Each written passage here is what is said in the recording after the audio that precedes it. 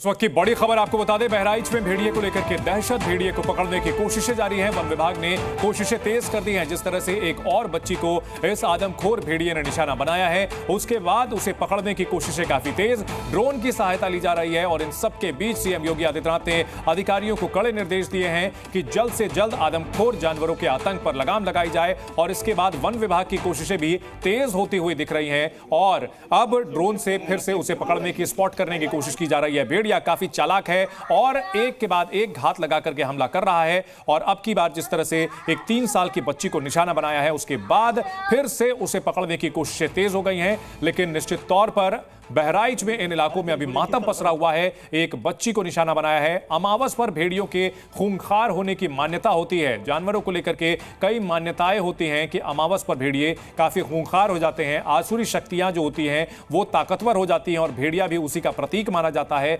और वो काफी ताकतवर हो जाता है। लेकिन इसका दूसरा पहलू यह है कि अमावस को रोशनी नहीं होती है जिसमें कि लोग देख नहीं पाते, लेकिन भेड़िया जो है वो अंधेरे का फायदा उठा करके अटैक कर पाता है। पूर्णिमा की रात में उजाला और शांति होती है। जाहिर सी बात है कि ये मान्यताएं हैं तमाम मयूर, लेकिन एक इसका जो साइंटिफिक पहलू यही है कि अमावस की रात को अंधेरा होता है, ऐसे में जानवर तो देख सकता है, इंसान नहीं देख सकता और इसी वजह से वो इस तरह से खूंखार तरीके से अटैक कर पाता है।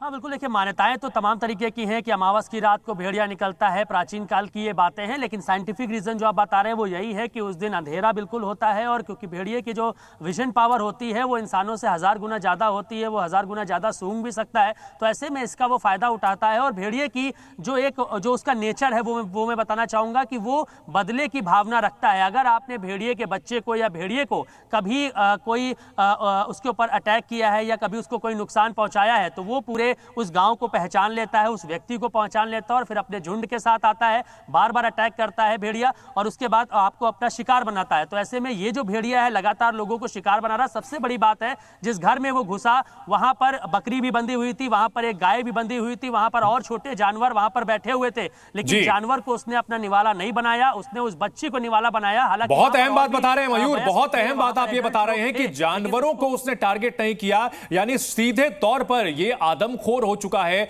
और इंसानी बच्चों को टारगेट कर रहा है जानवरों को छोड़ करके। ऐसे में निश्चित तौर पर मयूर अभी खतरा बहुत ज्यादा है और ये जिस तरह से बताया जा रहा है कि ये गांव-गांव ये टारगेट करता है और बहुत ही चालबाज है। ऐसे में आज की रात और भी भयानक हो सकती है, लिहाजा और भी ज्यादा सतर्कता बरतने की जरूरत होगी।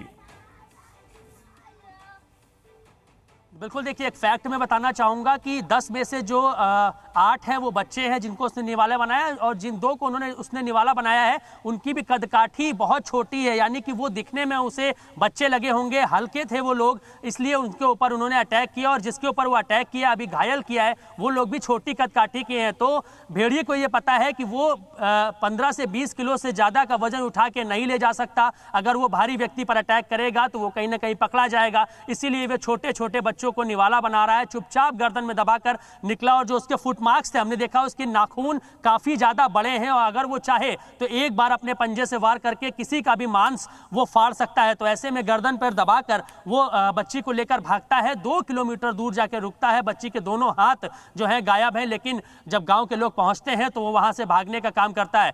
मयूर, जैसा कि आप बता रहे हैं कि वो बच्ची को घर से लेकर के भागा और उसके शातिरपन का अंदाजा इसी से लगाया जा सकता है कि बच्ची को रोने का भी मौका उसने नहीं दिया, यानी कि उसने जो गले को इतनी मजबूती से दबा रखा था कि वो बच्ची बिल्कुल कुनमुना भी नहीं सकी और घर वालों को खबर तक नहीं हुई।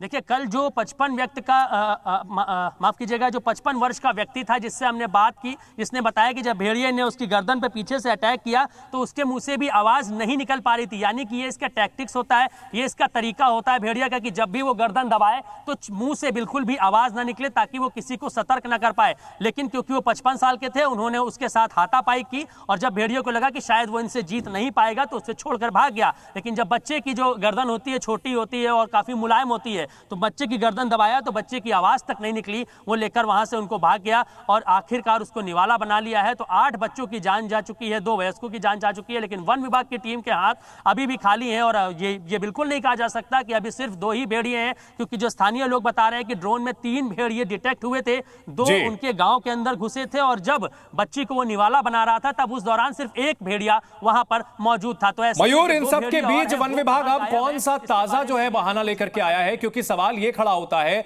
सारे आपके पास साजो सामान मौजूद है, प्रशासनिक अमला मौजूद है, फिर भी आपको जो है भेड़िया चकमा दे रहा है, आप उसे काबू नहीं कर पा रहे हैं। ऐसे में कब तक बहाना बनता रहेगा और निवाला लोग बनते रहेंगे? देखिए, डीएफओ से कल हमारी बात हुई जब वो रेस्क्यू ऑपरेशन यानी कि सर्च ऑपरेशन करके बाहर निकले। उन्होंने कहा मैं हताश हूं, निराश हूं, मैं हार चुका हूं, मैं भेड़िए को नहीं पकड़ पा रहा हूं। तो कहीं ना कहीं ये उनकी हताशा निराशा को दिखाता है और ये भी दिखाता है कि भेड़िया कितना ज्यादा वो शातिर है कि लगातार उसकी घेराबंदी की जा रही है, जाल में फंसाने का प्रयास किया जा रहा है, लेकिन वो इतना समझदार है कि वो कोई भी रास्ता बनाकर वहां से भाग निकलता है। यानी कि उसको भनक लगेगी तो वहां से भाग निकलेगा। तो एक भेड़िए ने पूरे बहराइच में फिलहाल जिस एक भेड़िए की बात हो रही है, जो सरदार है, जो लगातार लोगों के ऊपर हमला कर रहा है, जो डीएफओ ने बताया कि अभी जो 2 हमले हुए थे और आज का जो हमला हुआ है उसमें कहीं ना कहीं उसी भेड़िए का हाथ है। तो ऐसे में अब देखना होगा कि ये बिल्कुल उस अल्फा मेल जिसकी बात की जा रही है भेड़िए की, उस पर भी हम बात करेंगे मयूर। लेकिन इन सब के बीच सीएम योगी आदित्यनाथ ने इस घटना के बाद अधिकारियों को कड़े निर्देश दिए हैं और कहा गया है हर मुमकिन कदम उठाए जाएं। विभागीय मंत्री और अफसरों को निर्देश दिए गए हैं कि जितने भी आदमखोर जानवर हैं उनका आतंक जल्द से जल्द खत्म किया जाए, आदमखोर जानवरों को पकड़ा जाए, लोग जो दहशत में हैं उनके दहशत को खत्म किया जाए, प्रशासन जन जागरूकता अभियान तेज करे,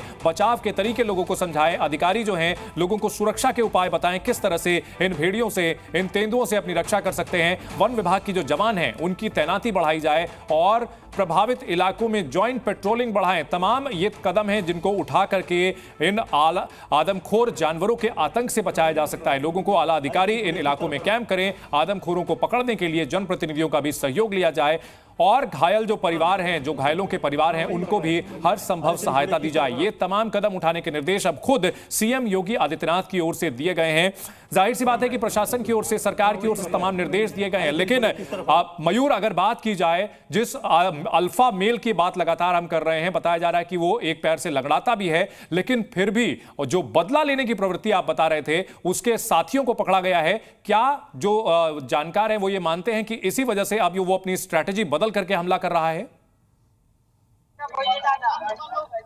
बिल्कुल, देखिए ये एक बहुत बड़ा फैक्ट है, क्योंकि वो लंगड़ा जो भेड़िया है, ऐसा माना जा सकता है और कहा भी जा सकता है कि शायद उसके ऊपर ग्रामीणवासी या फिर किसी गाड़ी से टकराकर या किसी तरीके से अगर उसके ऊपर कोई हमला किया गया होगा, क्या पता उसी वजह से वो लंगड़ा हुआ हो, घायल हुआ हो और उसने सोच लिया हो कि अब वो अपनी पूरे झुंड को लेकर शिकार करने निकलेगा और अपना बदला लेगा। तो ऐसे में ये भी संभावना यहाँ पर जताई जा रही है। लेकिन क्योंकि जब हमने डीएफओ से जानकारी ली तो उन्होंने कहा अभी तक जो भेड़िए जो पकड़े गए हैं उसमें से एक जो मादा भेड़िया थी, जो अभी तक की सबसे बड़ी है, जिसकी हार्ट अटैक से मौत भी हो गई थी। तो फिलहाल 3 जो भेड़िए हैं वो अलग अलग जू में हैं, 2 लखनऊ भेजे गए, 1 गोरखपुर में है। और ये जो क्योंकि ड्रोन में और फोटो में जो हमारे सामने विजुअल्स आ रहे हैं उसमें दिख रहा है कि ये सबसे लंबा चौड़ा, सबसे तगड़ा है, इसकी पूंछ भी बहुत ज्यादा बड़ी है और जो इसके पंजे के निशान हमने देखे हैं ये एक बहुत बड़े।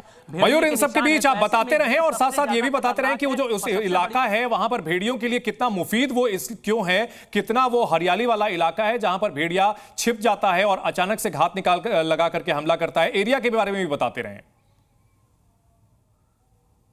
बिल्कुल, देखिए वो एरिया हम आपको दिखा देते हैं, हमारे कैमरा पर्सन दिखाएं। जिधर भी आपकी नजर जाएगी, आप कोई भी व्यक्ति, कोई भी जानवर यहाँ पर, अगर यहाँ पर हाथी भी बैठ जाएगा तो शायद वो दिखाई ना दे। तो यही हरियाली और यही जो यहाँ पर झाड़ है, यही जो खेती है, यही जो यहाँ पर गन्ने के खेत है, ये लगातार उस भेड़िए की मदद कर रहा है कि वो चुपचाप घात लगाकर अपने जो है मान से निकलता है। ठीक है मयूर, इस बड़ी खबर पर आप नजर बनाए रखें और आपसे गुजारिश है कि अपना भी ख्याल रखें, क्योंकि ये भेड़िया बहुत ही खतरनाक है, आदमखोर है।